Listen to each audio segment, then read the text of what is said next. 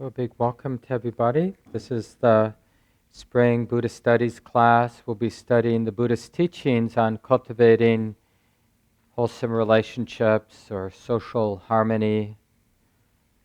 And we always begin by doing this chant. It's something that in a way aligns us with other folks before us over the centuries who have found real value in these teachings from this person, the Buddha. And when we take refuge, the first one, Buddham, saranam, gacchami, we're taking refuge in the Buddha, but it's not that historic person. That word Buddha means to be awake, so it's a title. We're actually realizing, in real time ideally, that I value awakeness. I value being wide awake, open and sensitive.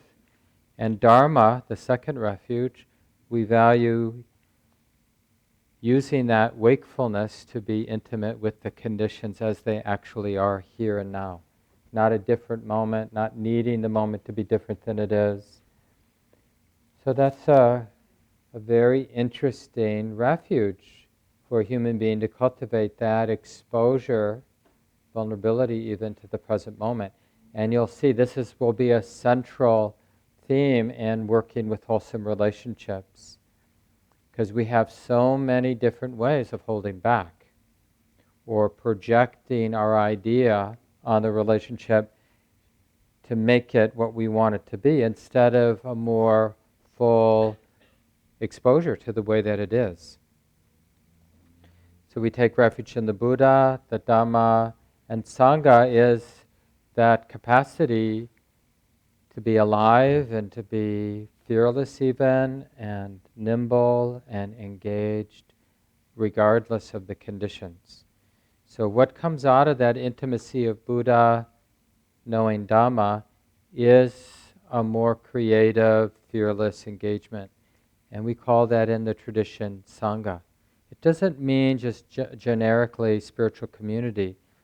It really means the enlightened or beautiful or wise qualities we see in ourselves and in other people in moments when they're in that intimate place, that fearless place of being connected with the moment, both the depth and the breadth of the way it is. Then we'll see in our own lives and those around us that skillfulness comes out of that breadth and depth of connection with the moment.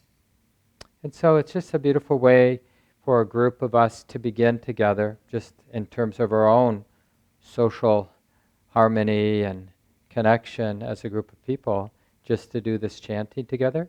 And usually when you hear this chanted in traditional settings, they do it at a quicker pace. We slow it down so we can just harmonize or hear our voices together. So if you're new to it, don't worry, you'll pick it up. And just in case you don't know, the dutiyampi in the second stanza and the tatiyampi in the third just means for the second time, and then tatiyampi means for the third time. So let's do this chant. Buddham saranam gacchami,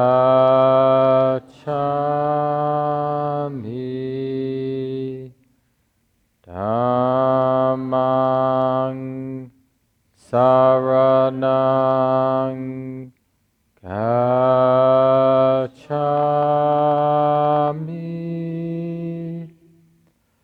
Sangham saranam gacchami,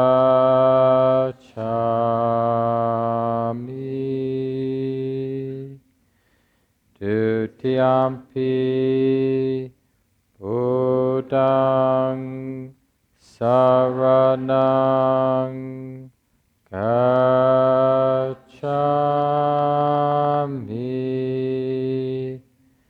dutiyampi Dhammam saranam gacchami,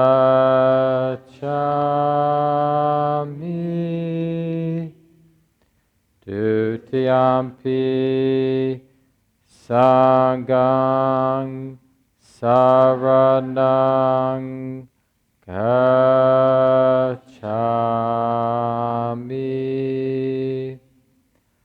Tatiyampi Buddham saranam gacchami.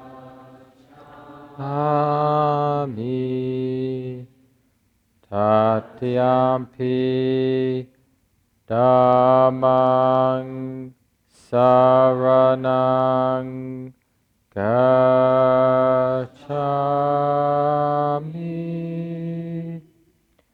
Tatiyampi Sangham saranam gacchami.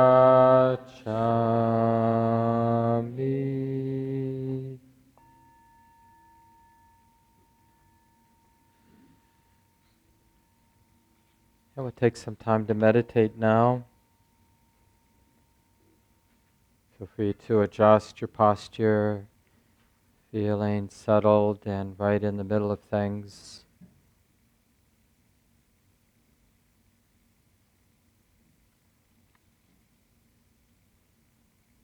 Realizing in a very simple and direct way,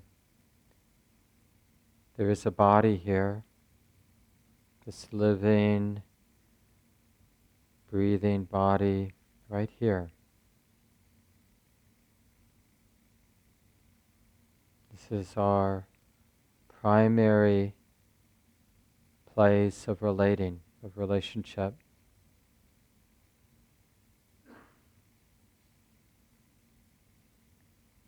So instead of holding back,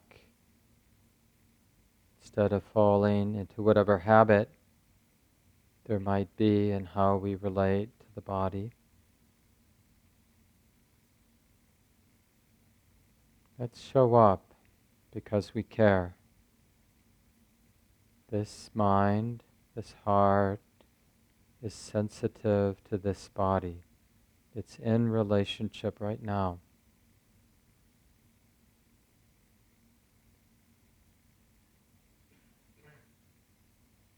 And in fact, the way that the heart is relating to the body is being renewed, being formed, sustained, moment by moment. It's not a fixed thing. So if in any moment you find that the heart is distracted or oppressing the body in some way, well, done is done. But now in the next moment, it could be a beautiful moment of forgiveness or a willingness to be patient, a willingness to relate in a different way, to meet the body, to listen, to find a way to be intimate and experience the healing that comes with simply opening and allowing the sensations of the body to be the way they are. So that means that the real effort, if you want to use that word, because we're in relationship with the body, the real effort is not to forget our honey, our sweetie, this body, this breathing body, this sitting body. It may be an aching body or a tight body, a hot or a cold body. But the truth is, the heart, the mind is in relationship. And it matters. The quality of the way the mind is relating matters.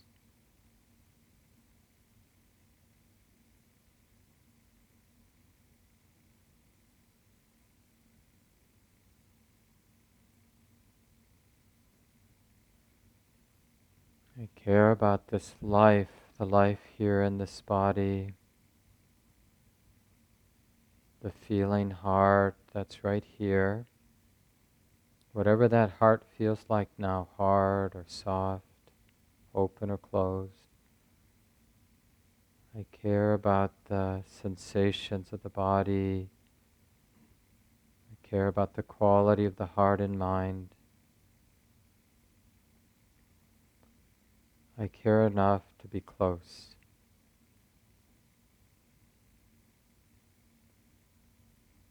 Willing to be vulnerable. Willing to feel what's here, to be felt.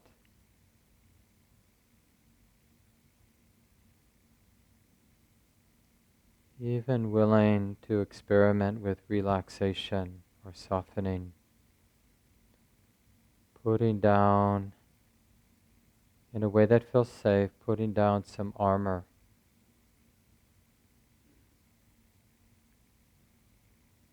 If it feels safe, putting down the need to control the body or dismiss the body, dismiss the heart.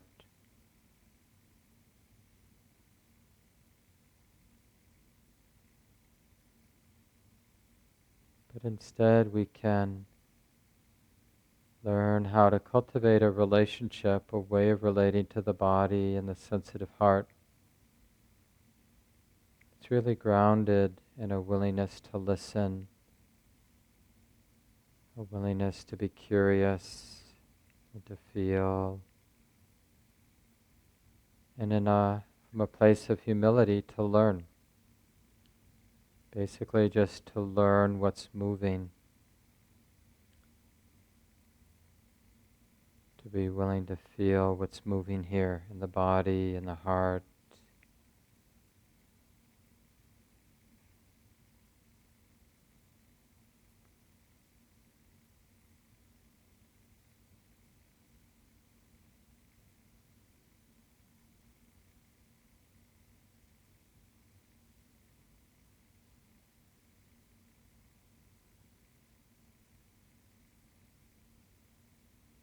I care about this life, this heart, this body.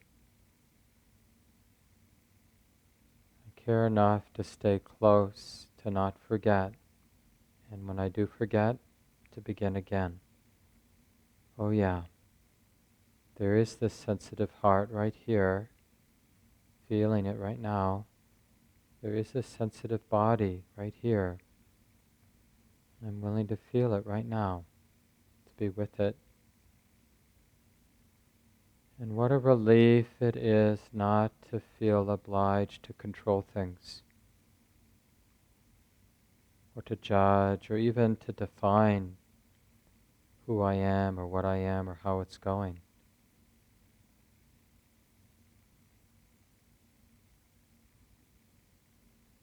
But instead to value being open,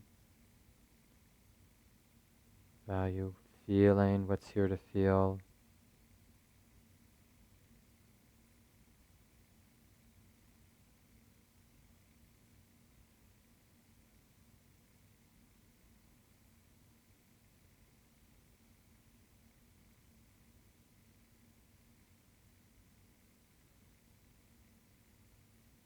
Opening to the totality of the body, opening to the feeling heart, the quality there in the heart now. And give it permission to keep changing, to keep unfolding, whatever that might be like.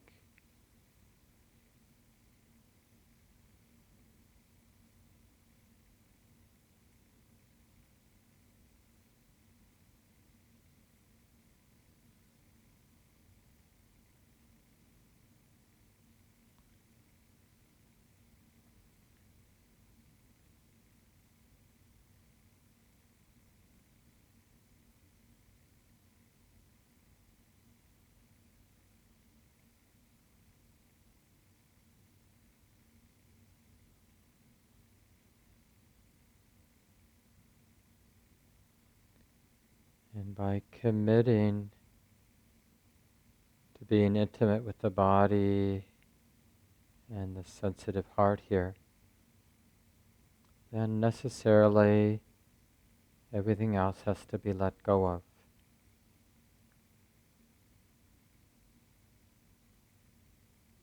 Or everything else falls into the background.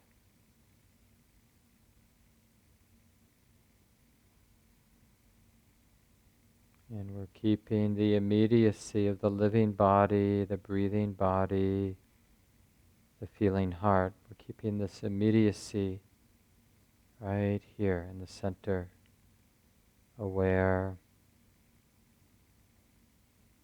not forgetting.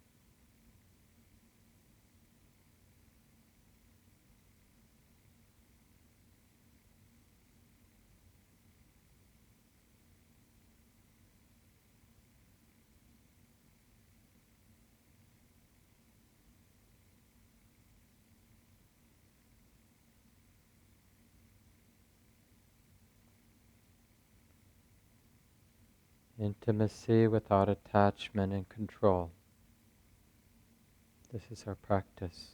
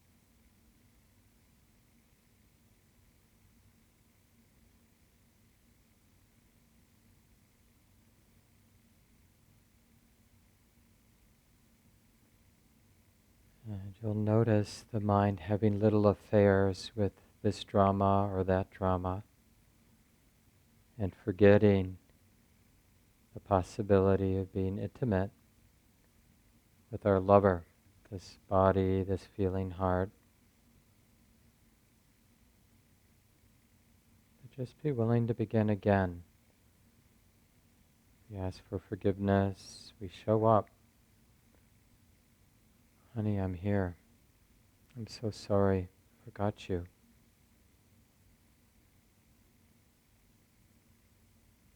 But now I'm here.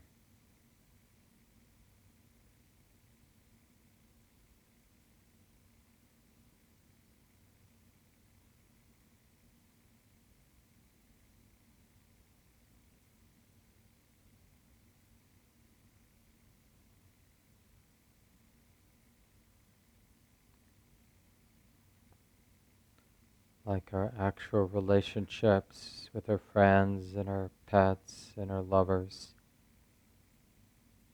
We take the reality of our life for granted, so we tend to space out or get lost in thought. But let's create a new habit of not forgetting. So we'll have another 10 minutes of silence, following this thread of being intimate with the body and the sensitive heart, practicing not forgetting.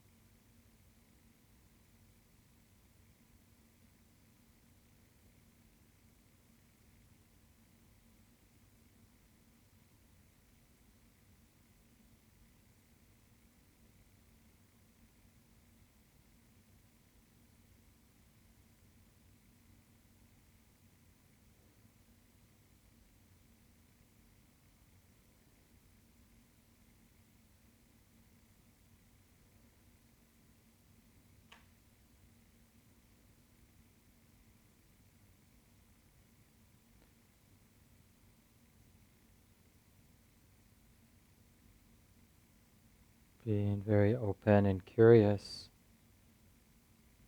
Is there actually anything in the way of relating in a beautiful way now? Having a beautiful relationship, mind and body, opening to the moment. Is there anything in the way of the mind relating in a very healing, enlivening, liberating way right now?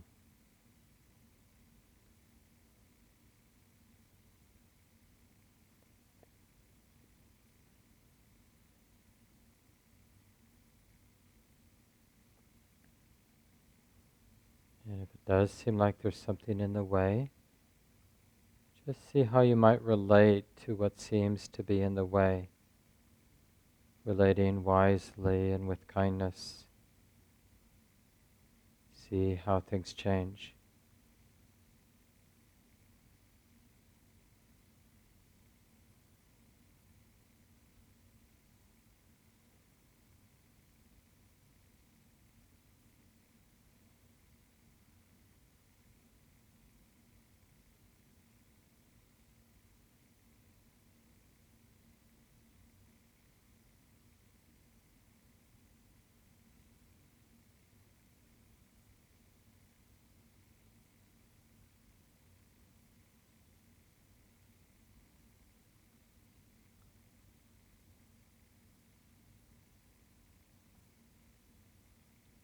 And even if things are kind of wild in your body and your heart,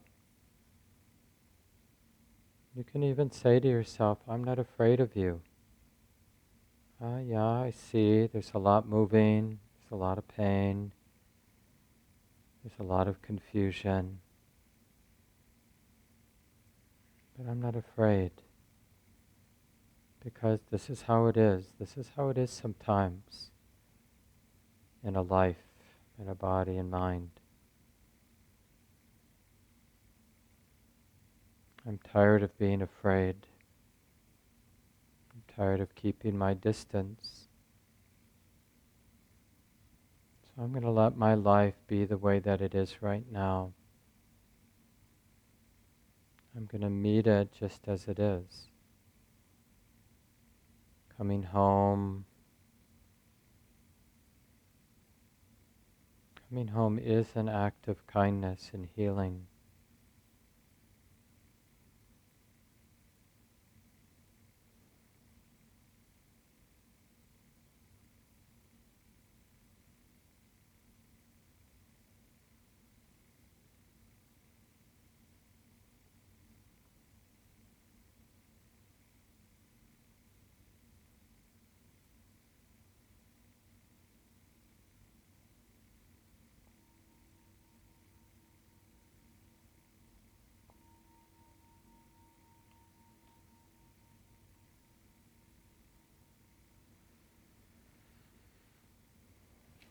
Take a little time, just your bodies. Say hi to those around you without touching each other. Our new discipline.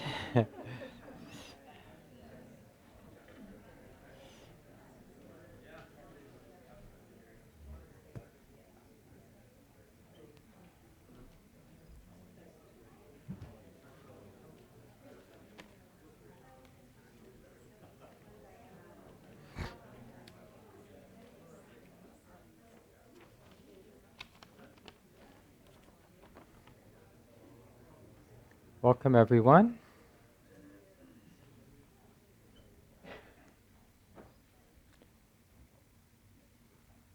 So, like I mentioned, this is our 7-week spring class, and a lot of you know there's this 6-year Buddhist Studies curriculum. Not that's important really, because a lot of us just keep cycling through it. It's not meant to sort of accomplish, and then I'm now a Buddhist Studies person. I have integrated all of the Buddhist teachings.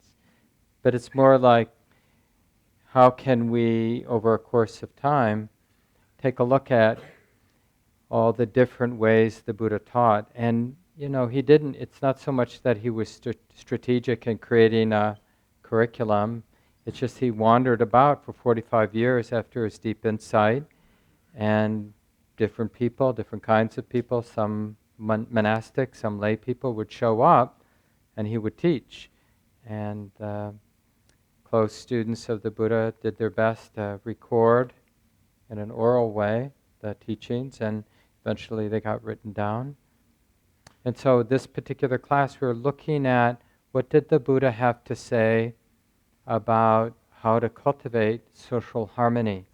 Everything from our own intrapsychic, how we're getting along with ourselves, to romantic or intimate relationships we might have, dear friends, family members, relationships with pets and other species, and just relationship with the wider world, all the communities that we're part of. And in a very real way, what this is, being a human being, is the activity of relating. Like that's what's happening right now. Each heart, each mind is relating to whatever it's relating to. Often, surprisingly, we're not even relating to the world or to another human being. What are we mostly relating to? Unconsciously, we're not aware of what we're doing, but we're relating to our own thoughts or interpretations of each other, of common ground, the idea, I'm relating to the idea of common ground, or the idea of Mark sitting up and talking at common ground.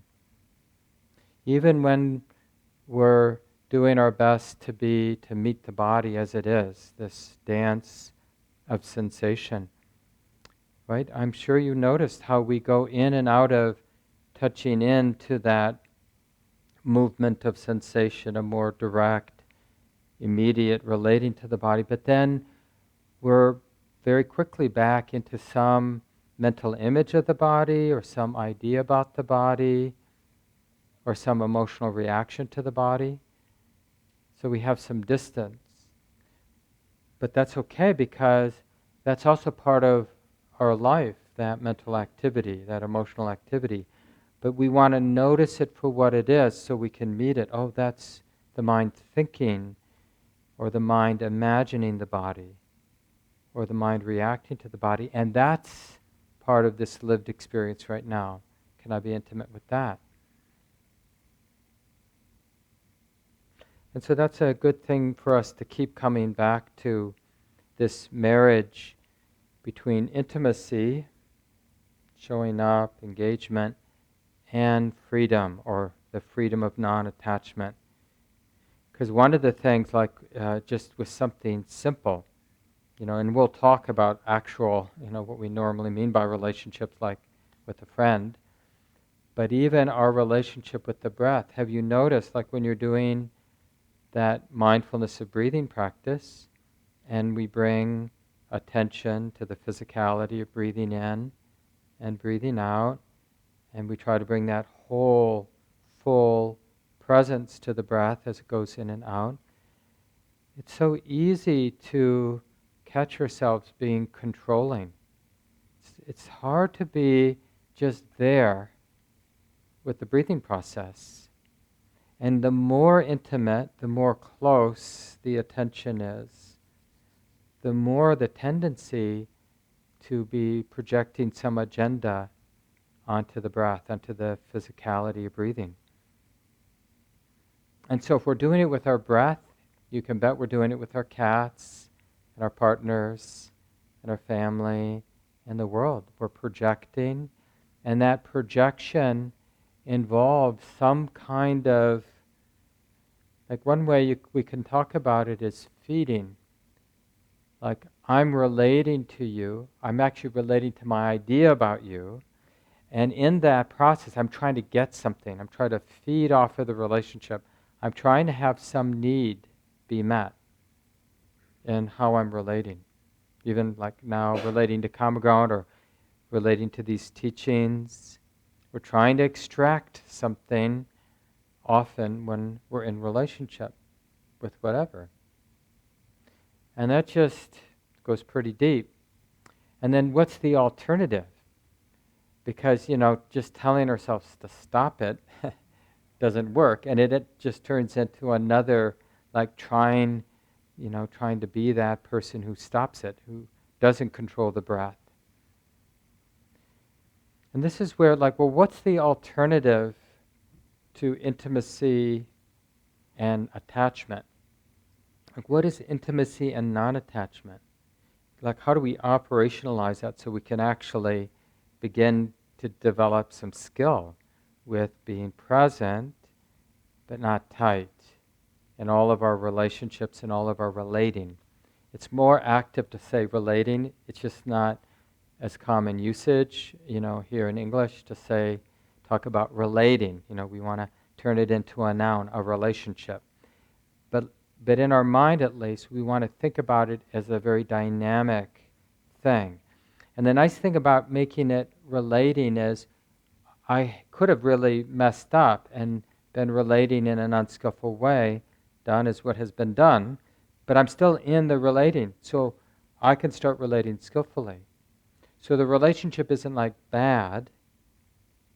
There may have been moments when the way of relating was planting seeds of stress, but it's always in motion. There's always the next moment of relating to be skillful. So we don't need to sort of define a relationship as good or bad. It's just a process of relating. Sometimes it's skillful, sometimes it's less than skillful.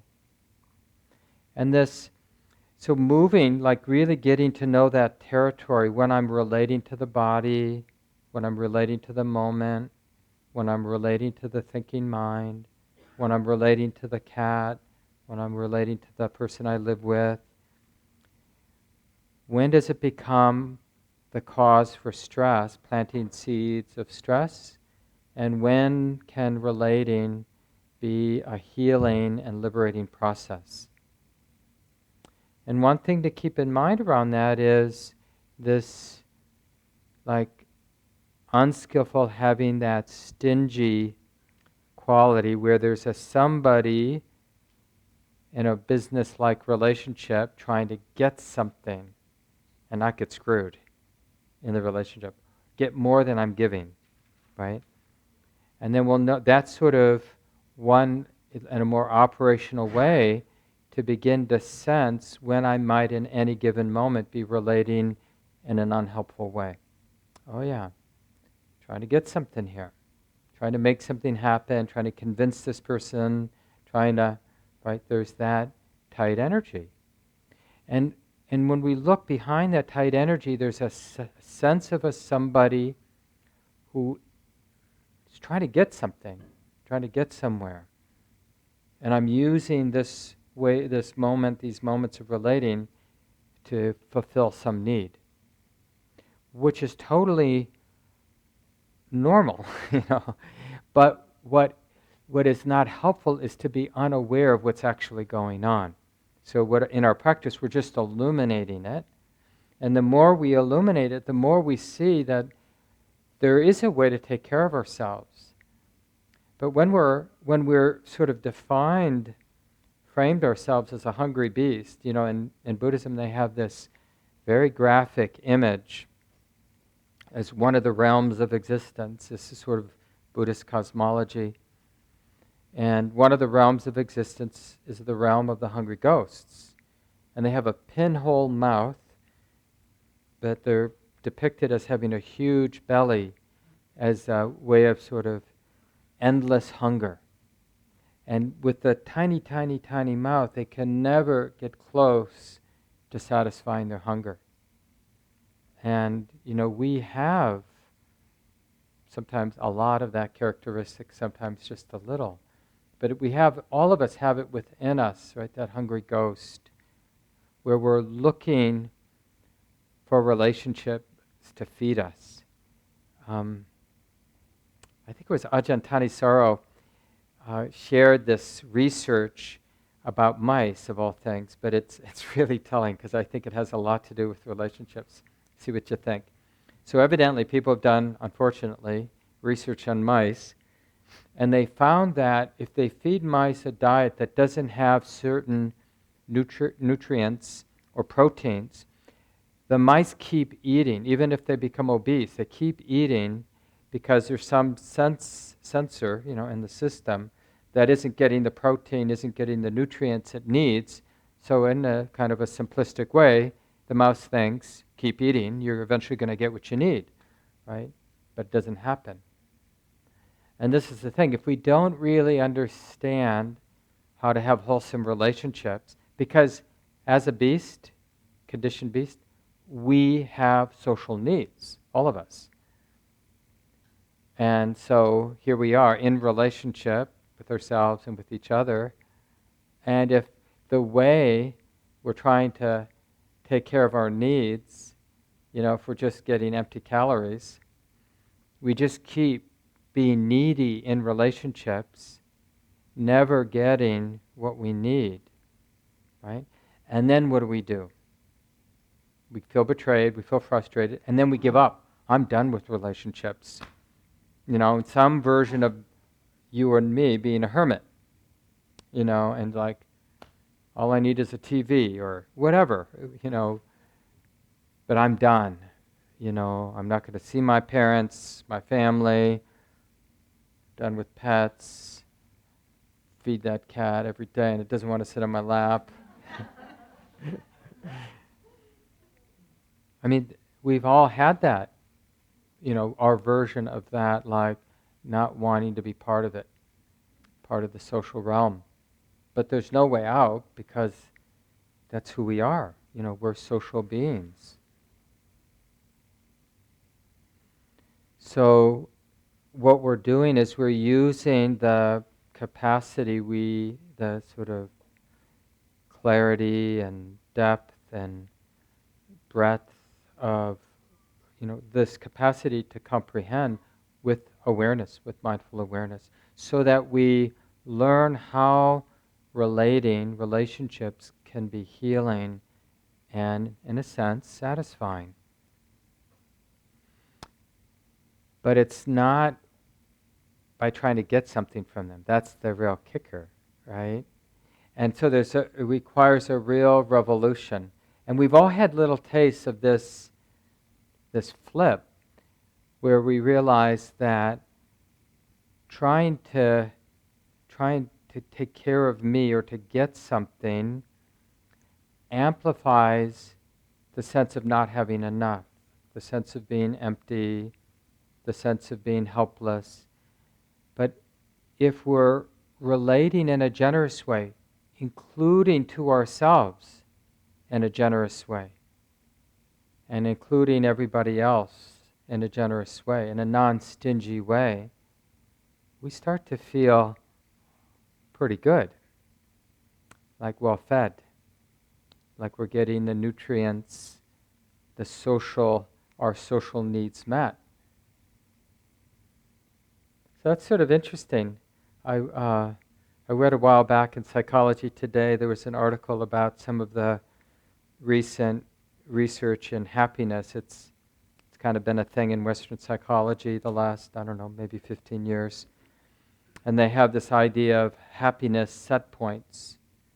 And it's the research shows that it's pretty stable, like how I might report my own happiness doesn't really change through the course of a life. And they found there's just a few things that creates a long-term shift in the way one might report their self-happiness, their happiness, their sense of how happy they are. And so what makes it worse would be something like chronic unemployment or losing a child. And interestingly, what tends to shift the set point of happiness higher in a stable way, like not temporarily going up because you won the lottery and then after a couple of weeks you're back where you were, which is what they found. But choosing to be altruistic creates a long-term shift in one's happiness. But you have to choose to do it. It can't be something you do because of some social obligation. But you choose to be generous, you choose to be altruistic, to serve others or whatever, and it can look any number of ways, of course. That really changes, contributing. And we kind of know this, Like that's actually one of our social needs, to contribute. But the trouble is we tend to have too many specific ideas of what that's supposed to look like, as opposed to like sensing this moment, showing up to this moment, and discovering, well, how can I be in this moment in a generous way? What would that look like? What would a generous, sometimes it's better to use the negative, like what would non-stinginess look like in this moment? Because when we use a word like generosity, when we put it in the positive, you know how our mind is with idealistic things, we immediately construct a picture of ourselves being generous, but it's often idealistic, not realistic. But it's much more pragmatic to imagine this heart, this way I'm relating right now, where there's no stinginess. And it might actually create more bandwidth or more sort of a sense of possibilities and creative possibilities, and how I might actually organically show up in this moment and relate to this person or these people or this situation.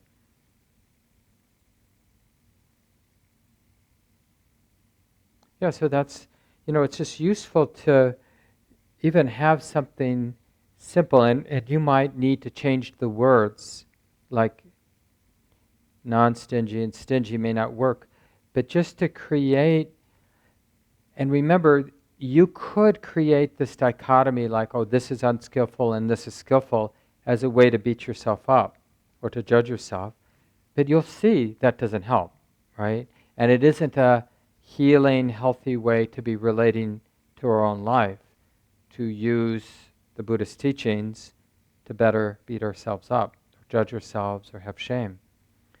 But what we're doing is we're using these teachings to illuminate what's already happening.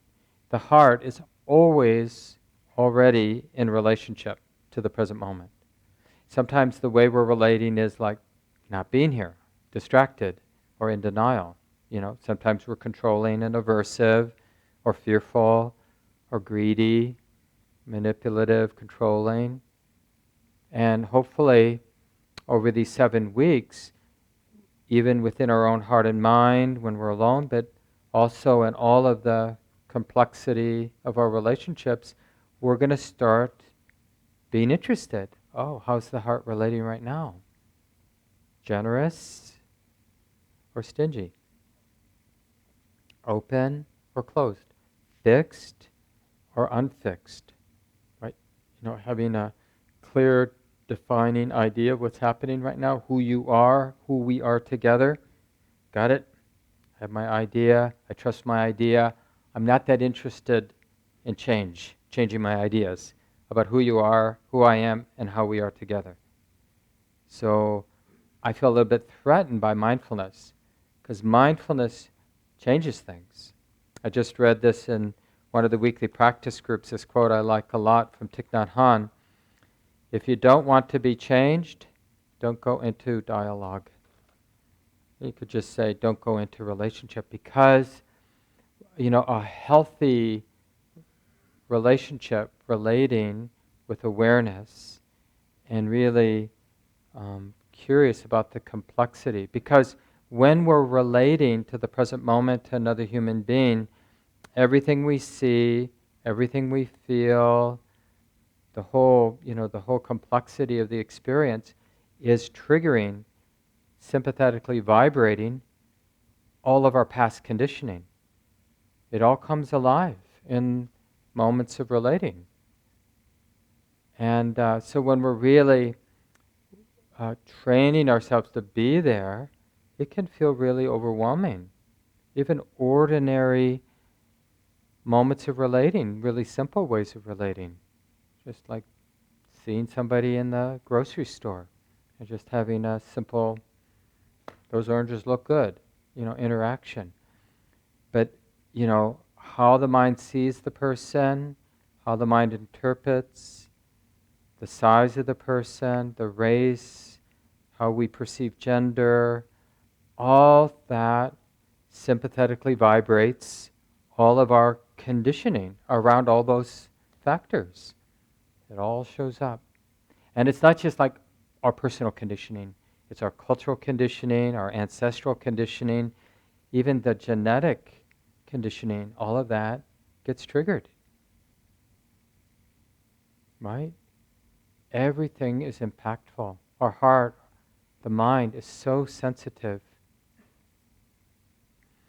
And so it makes, well, as we unpack this experience of relationship, it makes sense how defended, how, the different patterns we've mostly unconsciously have become dependent on sort of surviving the intensity of our social, interactions or social positions.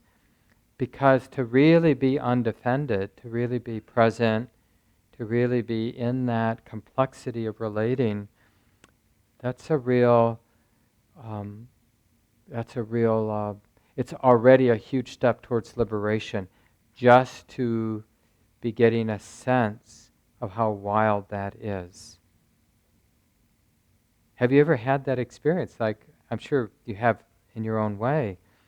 Think of those experiences where you're just with another person, but because you're in your patterns, it feels relatively safe to be talking or interacting.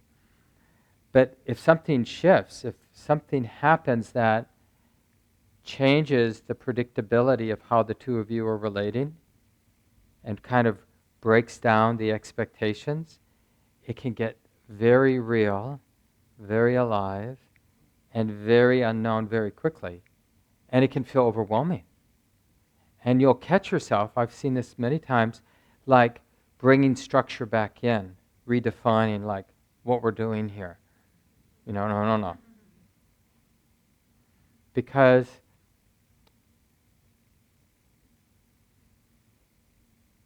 we like our safety, and we'll take it any way we can get it.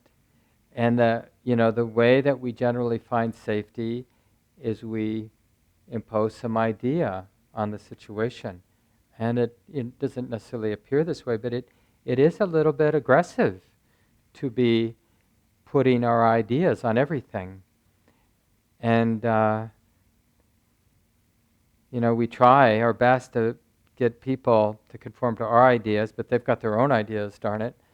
And sometimes we'll have a war, and sometimes we have this sort of treaty that you can have your idea, I'll have my idea, but my idea includes that you somehow agree with my idea. And I know, but I don't admit it consciously, that your idea somehow presumes that I agree with your idea.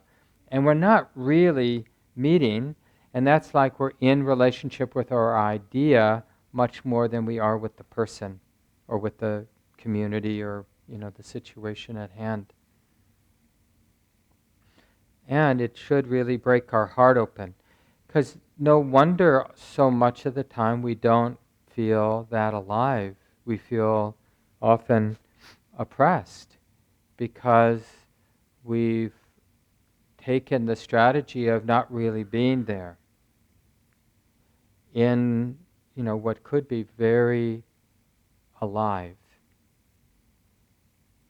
So that would be really good homework, so that next week, one of the components of the Buddhist Studies class, for those who are brand new to the Buddhist Studies program, is every other week. So on the even weeks, week 2, week 4, week 6, the last half an hour will break into small groups. And this isn't an optional, it's part of the program. So by coming to the Buddhist Studies, you're agreeing to stay. Of course, if you're sick or whatever, just take care of yourselves, or if you're out of town on work or something. But if you're here, don't sneak out before the small groups. Stay with the small groups. And so prepare, because this is part of, especially with this class on wholesome relating, it's a perfect opportunity to really show up, practice showing up, and to notice what that's like for us. And so one of the things you can do in real time next week in the small group, but also you can be reporting about your experiences through the week, is just in simple ways, and especially where you feel safe. Right? So start where you feel safe, really ordinary experiences. I am not kidding. Like when you do have your cat on your lap, or you're hanging out with your dog, or the neighbor's dog, or the kid down the street who just happens to be playing out front, and you have a 2-minute conversation, or have a little petting session, or whatever it might be. But really see if you can trust letting all the ways the mind defines the experience, let all of that fall into the background, and just enter, that marriage of intimacy and non-grasping.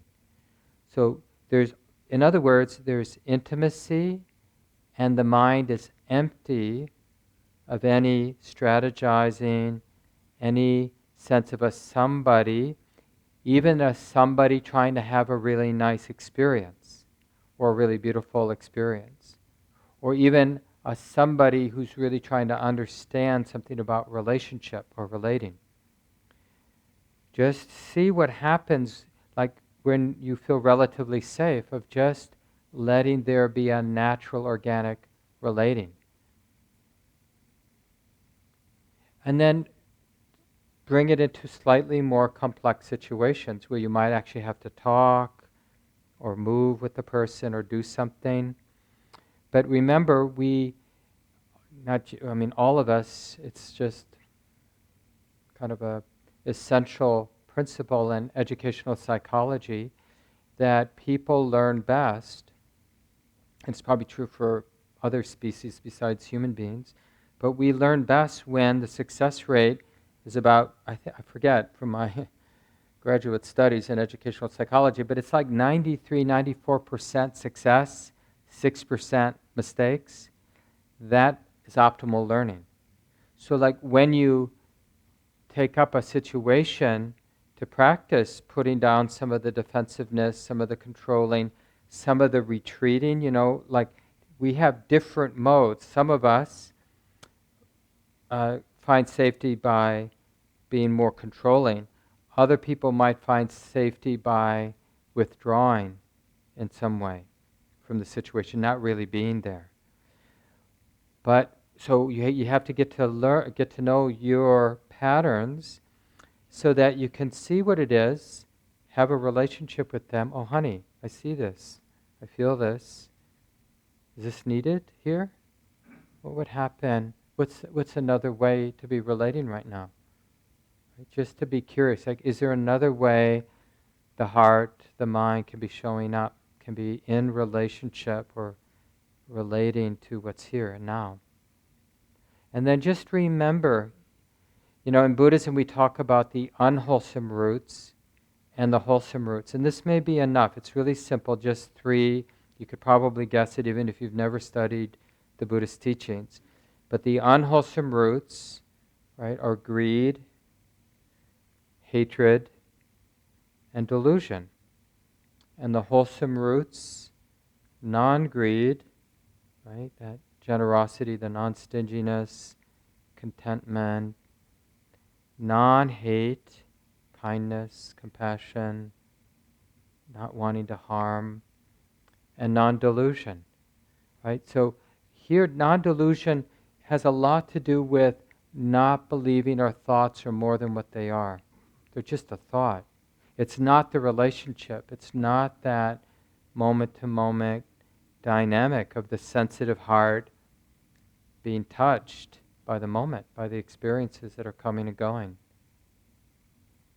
So delusion here and distraction really almost always involves a mind identified with a thought, an interpretation, taking the thought to be more than what it is. Like if I have the thought, oh, all of you are really into this talk, right? And I have that thought, oh, everybody's really into this talk. See, the identification, the mind fixating on the thought, immediately I'm not intimate anymore in the moment.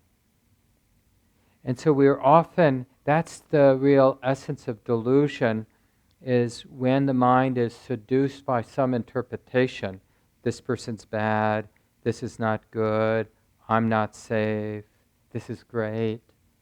So it doesn't have to be a negative interpretation, but any mental construct and the identification where the mind is taking that construct, that definition, that interpretation to be more than what it is. It's just an ephemeral thought being known. The thought or the interpretation isn't the experiencing, isn't the relating. Because the relating, no matter how we conceive it, it's never a concept relating. And that's what I was saying about like getting used to that wild, unformed nature of relating. I try to do it in sort of really safe things. Like one of my regular training places is where I walk from my house, which is about 7 blocks away here, and I sometimes I'll do it twice a day, often even. And so, it just takes about 10 minutes. And I try, when I remember, and I usually remember at least a few times during that 10 minutes, and then each, it will last for a few moments before I get lost in thought, of course. But I practice being in relationship with the walking. And not the idea that I'm walking from my house to work or from work to my house, or that I got a lot of work to do. Those thoughts might be there, of course, but I'm training my mind not to identify or fix so I can be in the wildness of seeing and feeling the physicality, and thoughts are just thoughts, and be in relationship with the present moment. A beast walking. And it's so amazing that, like, in those incredibly ordinary moments, there can be really everything the heart could ever really want. The freedom, the sense of fullness, the absence of any problem can arise. And then it will go away when the mind comes back into its more ordinary way of relating, which is in terms of our conceptual projections about this and that, which is oppressive. But we don't even realize how oppressive most of our way of relating is to our life, to others, because we don't taste that often that kind of freedom. And it's that contrast where we realize how oppressive the normal way we relate is. Because there's so much fear, so much need, so much baggage in all of our relationships. So really look, and you might even remember times of relating that don't exist for you now, but where there was just the dance between you and that other person, for example, was really unencumbered by a lot of projection and just had a lot of natural freedom. And we might wrongly assume that it was because that person was so special. They were just great. But it might be much more about the skill in the way the mind was relating than the particular person being so special. And that's really, we want to make that, because then that opens up the possibility that anybody, me relating to anybody, even someone who's really obnoxious, could have that much freedom or that much healing or that much whatever. We don't have to look for our soulmate or the perfect situation. No, clearly there are some really abusive or oppressive situations that relating wisely would lead us to run very fast in the other direction or to protect ourselves in some way. Because that's really the essence of that kind of being in that wild space. Because we're not confused by our projections, we're going to sense danger much more quickly than we would if I was sort of using projections, caught in my thoughts about things. Our radar and intuition, whatever you want to call it, is really powerful when the mind isn't fixed with thoughts. Really, this is what I'm saying. It's like initially it seems overwhelming, the sensitivity, because there's this idea that I'm so sensitive. But with more practice, we realize that that thought that I'm so sensitive is not needed. There is sensitivity. The heart is definitely feeling, sensing a lot, but nobody has a problem. And that's when we start to feel quite alive in the sensitivity, and much more intuitive, and much more nimble and creative in how we protect ourselves, how we take care of others, how we dance with the different situations that we're relating to.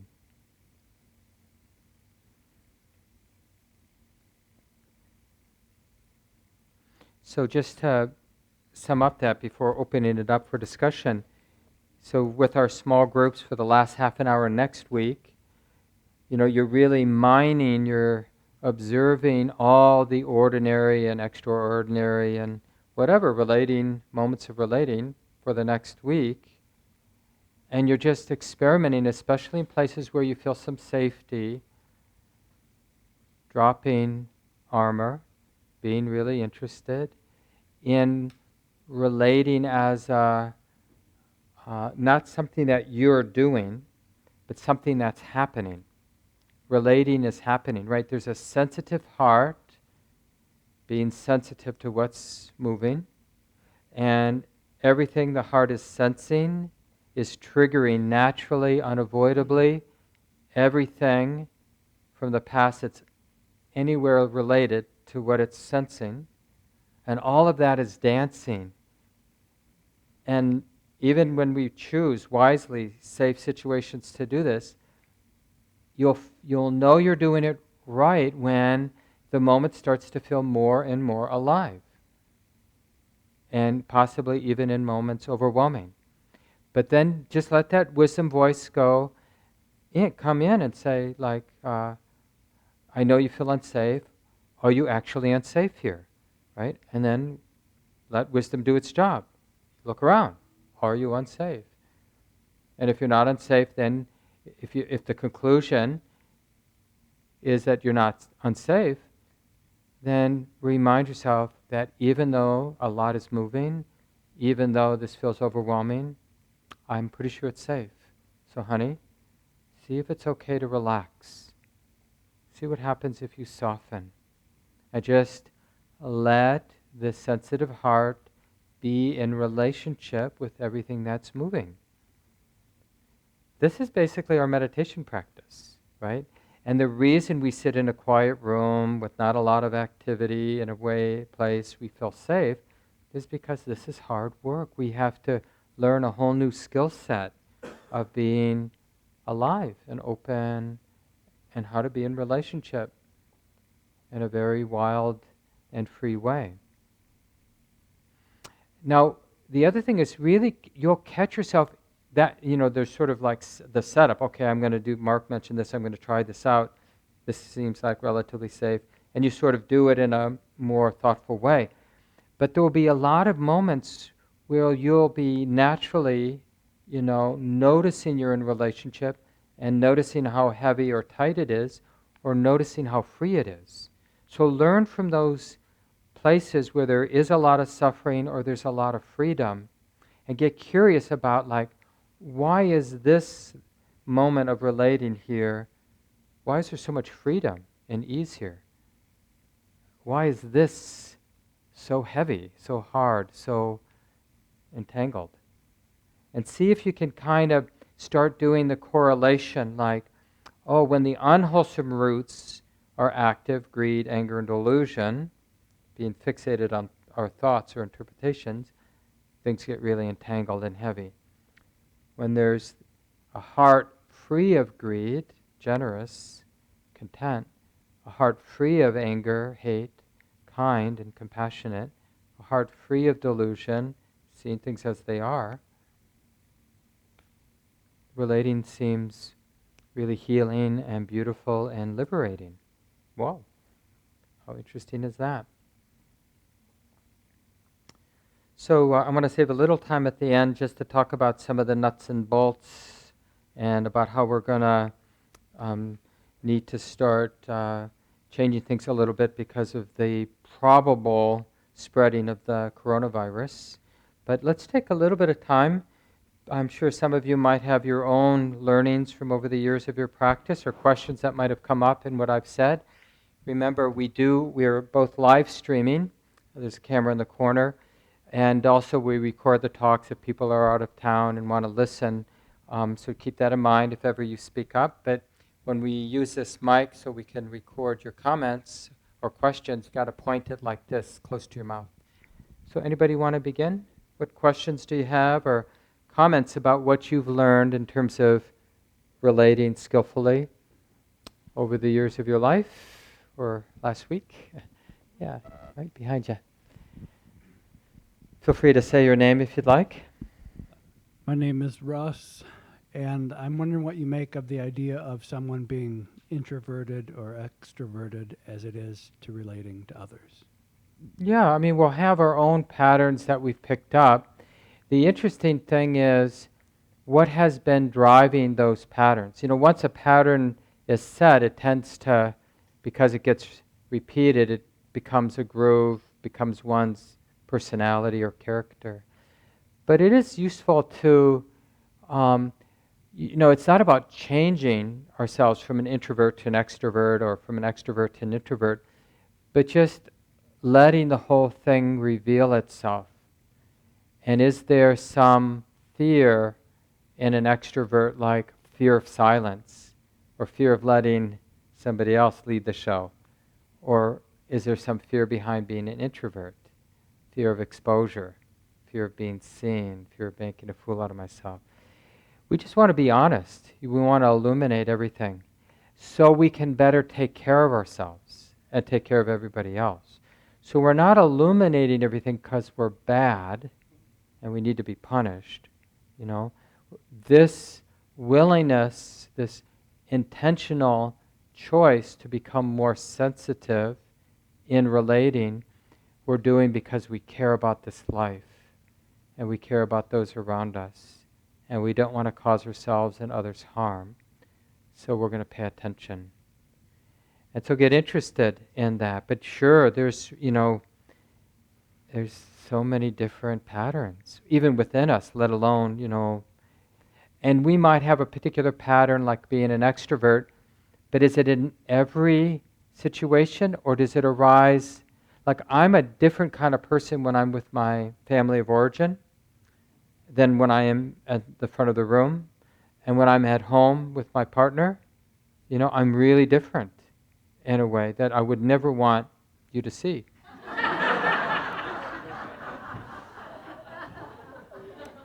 But saying something like that will keep you guessing. What does he do? Thanks, Russ. Who'd like to go next? Yeah, maybe all the way over here. Second row of chairs, and we can take turns helping pass it. I should say, mic close, but not touching the mouth. Yeah, I wasn't gonna. So how do you, I know you don't have kids, but how do you approach this as a parent and feeling the responsibility to teach someone else how to relate, even though you're not very good at it? Just that whole conundrum. Well, just saying that, like, can you imagine? Yeah, how the question is really about. Well, yeah, Scott's monitoring it, so he'd let us know if it's not picking up. But anyway, I can repeat the question. Let me know if it's not accurate. But in a situation where there are children and you want to relate skillfully and feeling responsible to help them learn how to relate skillfully and not feeling that you're that good at it. And what I was about to say is that depending on the age of the children, of course, but at some age, even be able to say that I really want to be a good role model and that I'm aware that I'm not always a good role model is being a really good role model, right? And to do that in real time especially. Like I was a classroom teacher for a number of years, all kinds of different grades, from preschool up to junior high. And it's really powerful when, without losing your power, because you need to kind of manage the class, but it's a really powerful move in real time to be pointing out how I haven't been that skillful, how I just handled that. And to just say, this is the thing about relating is an ongoing thing. So I didn't really say what I wanted to say. I didn't really handle that skillfully. Let me try again. This is what I wish I had said. And that is such good modeling. Like, why do we expect we're always going to get it right the first time, or what's first out of our mouth? But we can recognize, you know what? That doesn't feel so good, what I just said. Let me say it this way. And the thing we have to understand, too, about children, you know directly, but it's a very deep, deep conditioned, in the early years, of course, they're completely dependent on us. So it evokes that sort of hovering, like, you can't take care of yourself, so I have to be there. But that doesn't work when they're 37. So how do we do that transition? We don't, it's like, it has to be evolving all the way along, because what it means to be a skillful friend, parent, right? Why would we think? Because sometimes even with our dear ones, or like our lovers, there are moments when we're a parent with them because they've devolved and they're just in a really childlike place right now, and they need a parent to hold them or to whatever. But that's not most of the time. And sometimes, they're a very successful child who, or whatever, that doesn't need our advice at all. They need us to listen to them.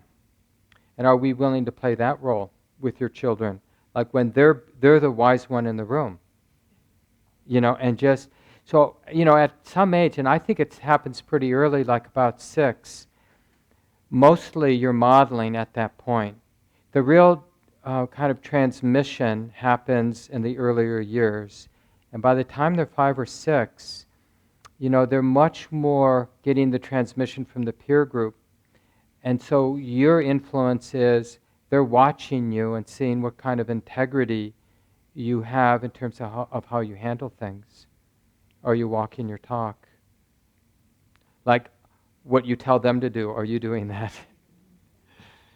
Yeah, thanks. We have time for one more question or comment, sharing from your own life. If anything comes to mind that feels good to bring out to the room. Yeah, John. Pass it here.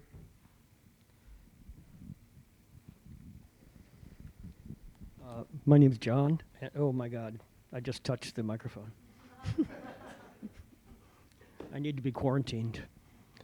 So this is not quite off topic, but I realized that having a really terrible childhood has some advantages. So a father who didn't care what I did, and a mother who really did but was too depressed to actually act on it. And I got through that okay. And so when my children, my son and my daughter, I trusted them to find their own way. I didn't lay a lot of stuff on them. And it really, really worked. I mean, the idea is that, I made sure they weren't going to harm themselves, obviously. But in terms of directing them, like, maybe you should think about this, maybe you should think about that, I never did that. It was just all the conversations my wife and I had that were never saying, oh, and listen to what we're saying. And I think it was because of that experience early on that I really trusted them to be able to find their own way. Yeah, that sounds great. And we want to have an open mind because it could have been even better, perhaps. Maybe there were a few moments where you could have been a little bit directive and kind of mapped it out for them in a way that would have been just the right intervention in the right way, offered generously, no expectations. So we don't want to enter any relationship with a plan, like, oh, this is what my father did to me, so I'm not going to do that, because that's our tendency, as opposed to who we are and how we're relating, being born out of the moment. And that's the Buddha knowing Dhamma, being awake, intimate with the way it is, and let that inform. So then who John is as a parent, you'll see it in real time. You'll see it the same time the kids see it. Because you're not trying to be a particular kind of father. You're choosing to be intimate. You're practicing really being there. And you're just as interested to see what comes out of your mouth as they might be or not be. Yeah, well, what I want to say is that this is something I've just kind of discovered right now. Yeah. It wasn't like, oh, this happened. You so didn't I'm write gonna it down do and this. follow it? No. It's just I realized I think that may have been the origin of of this way we brought our children up. Yeah, and it is great if we can learn from our suffering, but sometimes we just get confused by our suffering. It just depends on the supports that we've had in our lives. Anyway, we have 5 minutes left. I want to cover some of the nuts and bolts. So first, and we'll have a more sophisticated response as we plan, assuming that the virus spreads, like how are we going to handle this in the weeks ahead. The most important thing is that people get on the weekly email, and we'll send it also to the Buddhist Studies group, whatever. But it's nice for people to get the weekly email, and you can do that online. I think it's under the section About Us. There's a place to sign and get, and we just send one email a week.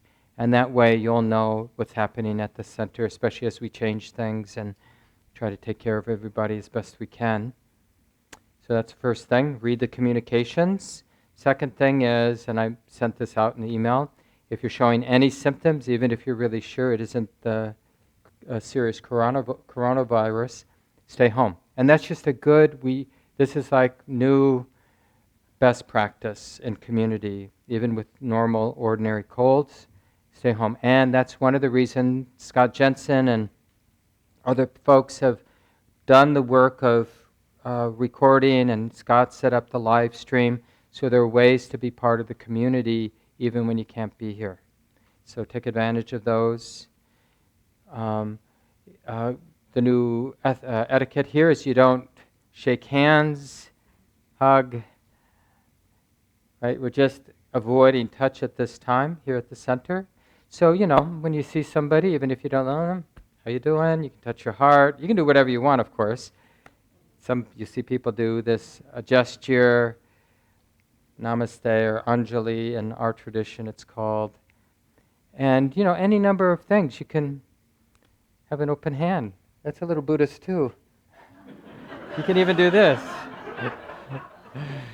So, but really to help each other out, because it can feel a little weird if, because of habit, we kind of go and person's doing this. It's part of, we'll learn, it's like we interpret that a particular way. So part of the reason to say it out loud is just like to give each other permission.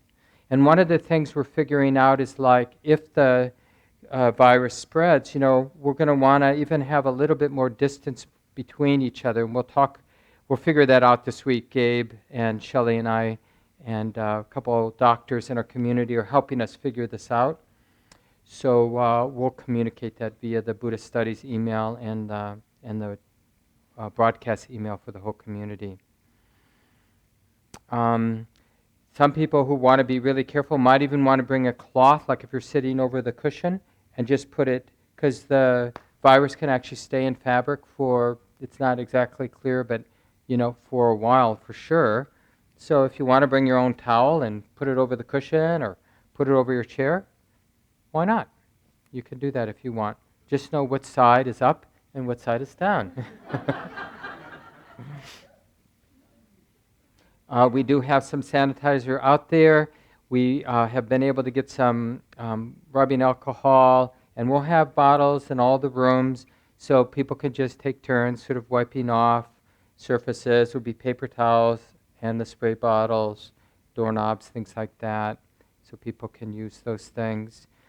Now the real important thing is to be really vigilant because we care, like it's an act of compassion. wouldn't it be wonderful, like if things get really bad, if through our good, non-tight efforts, we prevent any transmission happening in the center? That would be a really good thing. That's a beautiful thing to aspire to, that here in community, we somehow, through careful attention with a lot of care, when you say careful, it seems tight, but a lot of care, we've been able to take care of everybody and not, be part of the spread of the virus. That's a really beautiful thing to aspire to. So you'll hear more information from us over the weeks ahead, I'm sure. And then just a few things about Buddhist Studies. So I often send out resources that you could study in the weekly email. I usually send it out on Monday afternoon. The link for the live stream is at the bottom of the email. And there's a web page with lots of resources for those of you with more time to study and read and listen. Just start to explore. I tend to highlight one in the weekly email that you might want to read for the next week if you have time. But the commitment is you're doing some practice at home. And you're doing some practice that relates to what we're talking about on Monday night and what you're reading about when you dig into some of those resources. So that's the commitment. And the other commitment with Buddhist Studies is if you're not traveling for work, if you don't have to be home because of your family responsibilities, then you come. Right? I mean, of course, if you're sick, you don't come. But if you don't not come because you don't feel like coming. Like we're making a commitment to everybody, even though it's kind of a big group, pretend you're not anonymous, right? That will miss you not being here. Even though there's probably 20 to 40 people listening tonight, live stream. So, but we want to feel like we're committing to doing the work together because it really helps us show up and learn what we can learn and share what we've been learning. Any questions about the nuts and bolts for the course? Great. So it's always nice. There's some generous people who've agreed to be the program hosts for this. If you want to get involved, you can let Gabe know or send. Gabe usually works Monday, Wednesdays, and Fridays. He's doing a 2-week retreat, so we'll be missing him. But you could just send it to him anyway, and he'll know that you want to be one of the program hosts down the road. And but you can help them by bringing all the folding chairs down the stairs to the right and to the right. And if you get here right after the yoga class, Myra teaches a yoga class from 5:30 to 6:45. Everyone's invited to do that yoga class. But that little 15-minute stretch is when we set up from 6:45 to 7. So if you want to come a little early and help set up, that's a real nice thing to do. Have a good week, everyone.